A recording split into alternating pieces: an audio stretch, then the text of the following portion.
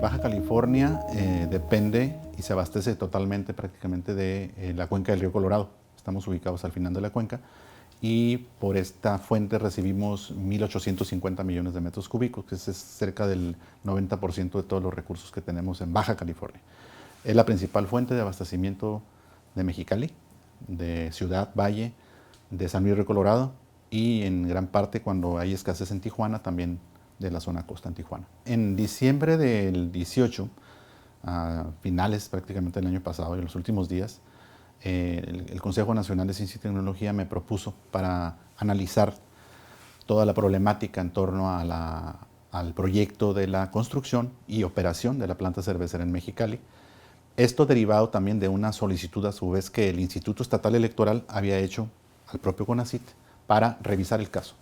Entonces la idea era analizar los diferentes estudios que existían al respecto, como la manifestación de impacto ambiental, como los estudios que había hecho el Instituto Mexicano de Tecnología del Agua y otros, ¿no? Encuestas, documentos oficiales, etcétera, para tener una mejor idea de lo que estaba ocurriendo en torno a la problemática y puntualmente en lo que tiene que ver con la gestión, con la disponibilidad de los recursos hídricos. Este también me lo encargó porque nos lo encargaron porque forma parte, era una parte de los trabajos de un plebiscito que está en proceso actualmente y a partir de ahí fue cuando dijeron necesitamos estudios técnicos, opiniones, aparte de los que ya existen, para poner en mejor contexto, en mejor perspectiva lo que está ocurriendo, ¿no? ¿Falta agua? ¿No falta agua? ¿Están bien hechos los estudios? ¿Quiénes han participado? ¿Qué actores están reclamando esta situación de la instalación de la planta cervecera y por qué? Y también los porqués de la misma empresa, ¿no? De su interés por estar en esta región. Y es a partir de todo eso que pues, generamos esta opinión que tuvimos la oportunidad de presentar hoy aquí en COLEF Tijuana sobre las características del proyecto y los posibles impactos, básicamente en los recursos hídricos de la región. Son varios datos los que utilizan ellos, varios datos de volumen de agua disponible, a utilizar.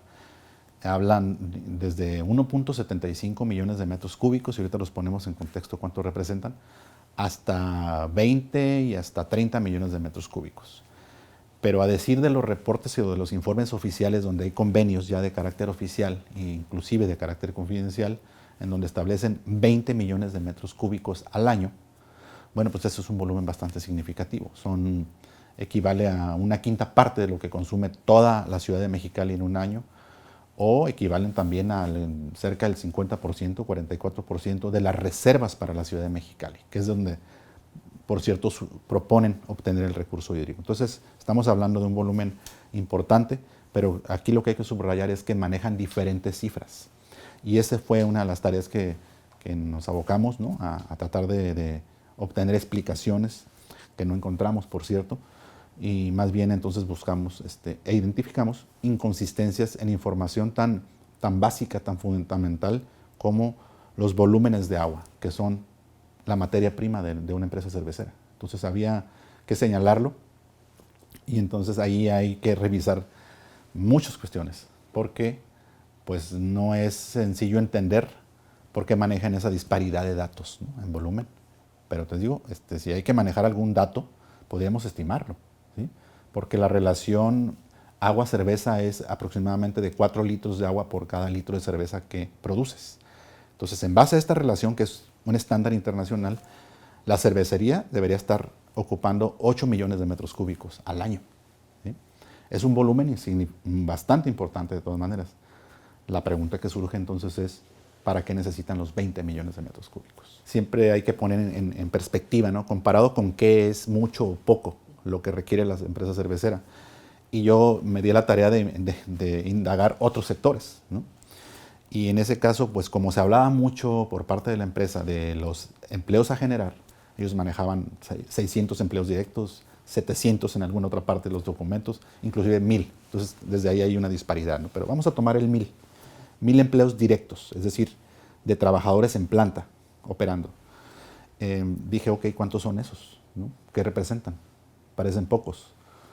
Entonces lo que hice fue revisar cuáles son las otras 7 empresas importantes establecidas desde mucho tiempo en Mexicali, Skyworks, Kenworth y otras empresas importantes, Sabritas, etcétera, ¿no? Jumex. Y entre esas 7 más importantes empresas, resulta que generan 10,000 empleos. O sea, 10 veces más empleo que ellos, ¿no? Y en términos de consumo de agua, esas 7 empresas consumen 1/4 parte en conjunto de lo que la empresa cervecera pretende utilizar. Entonces, era un poner en perspectiva exactamente cuál es el peso que tienen, porque son empresas muy importantes y generan mucho más empleo. Y sin embargo, utilizan mucha menos agua que la planta Constellation Brands pretende utilizar, ¿no? Ya de por sí hay un estrés hídrico natural y hay tensión hídrica porque el agua está totalmente asignada. No tenemos excedentes de agua, pues. Hace 2 o más décadas que no existen esos excedentes que antes se enviaban por el río Colorado y que descargaban en el delta del río Colorado. Ya no los tenemos. Y eso ocurre porque está totalmente asignada en Estados Unidos y en México. Entonces, ahora con esta declaración de sequía en el suroeste de Estados Unidos, simplemente es algo que ya estaba anunciado en las actas que se firmaron en el 2017, en septiembre del 17, en el acta 323 del tratado, donde ya se establecían, ¿saben qué? Hay posibilidades de reducciones porque los flujos de agua a nivel de cuenca están tendiendo a reducirse. Y esto lo que hace es pues, subrayarlo y además puntualizarlo. Es decir, ahí viene, ¿no? En agosto se determina cuál sería, en caso de que haya, un nivel de reducción para México y para los otros 7 usuarios de la Unión Americana. Y por otra parte, pues lo de los contratos, y ahí vinculo lo otro, que se van a respetar, entonces hay como un mensaje encontrado, ¿sí? Porque respetar contratos significa respetar el proyecto. Y si ya vimos, como lo presentamos hoy, que en efecto hay un impacto importante, significativo, en la disponibilidad de agua, que ya es escasa, pero que con la instalación de la cervecera pues se va a profundizar la problemática, pues entonces ahí tenemos un conflicto muy reciente, ¿no? Tal vez, y me imagino, y por eso ponía en mi presentación, que uno de los escenarios es posible, el de la negociación.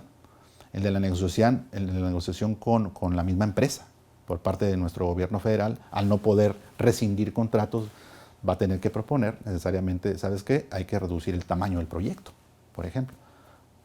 ¿No? O sea, podría ser eso, ¿no? De decir, no tenemos capacidad de agua, sí hay un impacto, así que los 20 millones de metros cúbicos no, los 15 tampoco, entonces hasta este volumen. Eso es un escenario posible, ¿sí? Y entonces eso es lo que esperaríamos en los próximos días, próximas semanas, de ver qué ocurre, ¿no? Porque en efecto hay una situación crítica y se está profundizando ahora más con las recientes declaraciones.